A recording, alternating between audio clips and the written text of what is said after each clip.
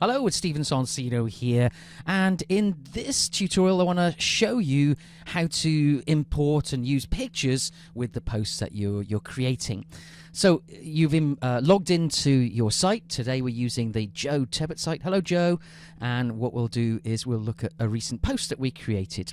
So here we are on the posts dashboard. This is a list of all the recent posts, and when we run our cursor over the title you'll see a little submenu of things you can do crop up here. So we're going to edit the post. And here's the post. You might remember it. It's from the first tutorial creating a WordPress post. So have you got one of these? Here's the text. So we really need pictures to attract people's attention. The headline will get someone to sort of start to read the post, but the picture is also a very, very important part of that. So let's stick a picture right here at the top of the post. So we'll click in just to the left of the first word, and we will click this button here called Add Media. Could be a picture, could be a video. We're looking for a picture. So click on the Add Media button, and the media library, all the pictures that you've already imported, shows up. And then you can simply choose a picture that you want to include. Luckily, there are some pictures of Joe Tebbett just here. So let's select that picture of Joe Tebbett and come over here and take a look at this. This is all the details associated with that picture that we've selected. We can see the size of the picture, 238 pixels by 238 pixels. And what you'll also see a little bit further down here is that we can choose to put the picture in a number of different places. You can put it on the left of the page, you can put it in the middle of the page, you can put it on the right of the page, and you can also select none, no alignment. That has a technical meaning, and we might talk about that later.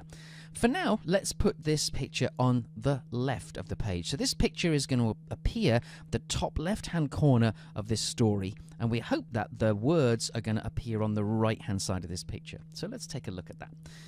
We also have one other choice to make here. WordPress is very good because what it does is it takes your picture and it creates, the full size of it, but it also makes a thumbnail or a different sized picture. So you also need to make a choice. Do you want the picture the full size that you originally created it, or do you want a slightly smaller version? So today we'll choose full size. And then literally we just insert it into the post. So what's going to happen is it goes to the library, it finds that picture, and it says, what's it going to take to put that in our story? And here it comes back with a lot of technical information about how or what this picture looks like. I'm just going to put a bit of space in here so we can see that. So it's got a link that tells you where that picture is, and it tells you what size it's going to be, but you don't really have to know anything about this. You don't have to know anything about this at all. All we've done is select Add Media, choose the picture, choose the size, point and click, and WordPress will sort out all the technical stuff itself. So that is now going to appear at the top left-hand side of your picture. And if you remember, when we make any changes to our posts, we need to click this button over here, Update. So let's just do that. Let's update it. Let's make sure that we've saved the story as far as we've got. It takes a moment or so just to update that. Okay, so it says now, we can update it again if we want. The thing to do now is let's go and preview the post. We can either do it here, view the post, or we can preview the changes that we've made over here in this publish box. So let's click Preview Changes. So here it comes. Here's the post, and now it has a picture at the left-hand side. And what we can see is because we chose to put it on the left-hand side, the words, the text, the copy comes on the right-hand side of this picture. It's a good idea for us with this design to put these pictures on the left-hand side because we've got other pictures here, adverts on the right-hand side. If you've got Joe smiling at you, on the right hand side you'd have two pictures next to each other and they could kind of clash a bit and be a bit confusing. So what we've done is we've put it over here on the left, and then the text goes through the right like that.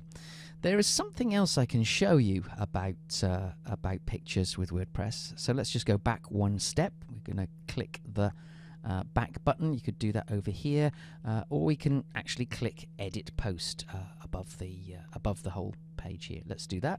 Edit this post.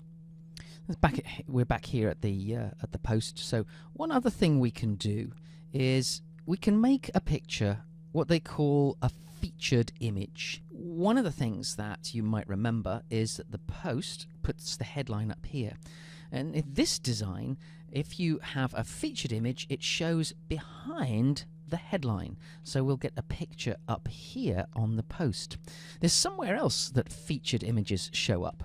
And if we go back to the home page of joetebbett.com, you see that the picture we've just imported appears here, just shows here in the body of the article. Now, if you have a featured image, what it can do is it shows up above the headline. So let's just take a quick look at that again. Here we imported a picture into the body of the copy, and it shows here below the headline.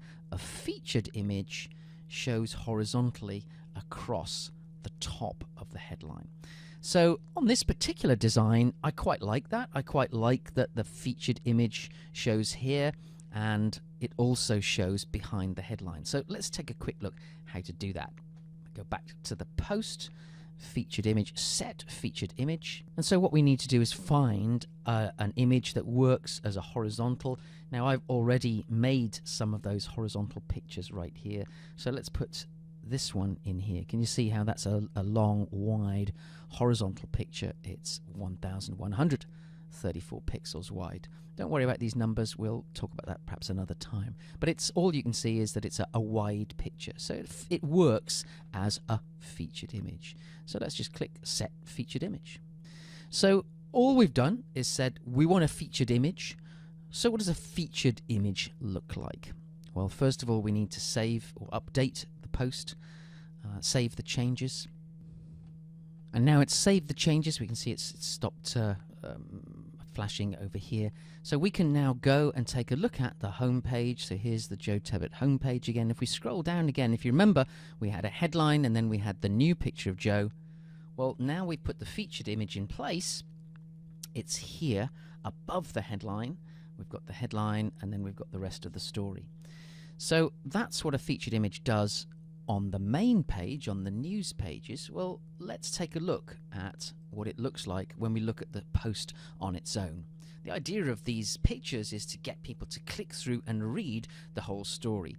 So when we come through to the whole story, we find that, yeah, here's the picture we put in the body of the story earlier, but the featured image shows up behind the headline. And I quite like that. I like the way that the white text on this semi-transparent black background sits on top of this featured image. So when you choose a featured image in this particular design, you just got to make sure that interesting things happen over here on the left and the right, and the background is fairly dark, although it doesn't matter because you've got this black box behind the headline. So two ways to use pictures with this particular design. One is you can import the pictures into the text, and you use Add Media for that, the Add Media button just here. And the other way to use pictures is as a featured image, in which case they appear behind the headline, and they also appear in the post pages, the blog pages, the news pages of your site. And you include a featured image down here in the featured image box. That's it for now. There's a lot more ways you can use pictures, but we'll leave it at that for now. You can use videos in the same way. By the way, you can add media and include videos as well. But there's also something else we can do when we import videos that gives us a lot more control over how we show those videos and what we can get out of them. There's no point in having a blog unless you get something out of it.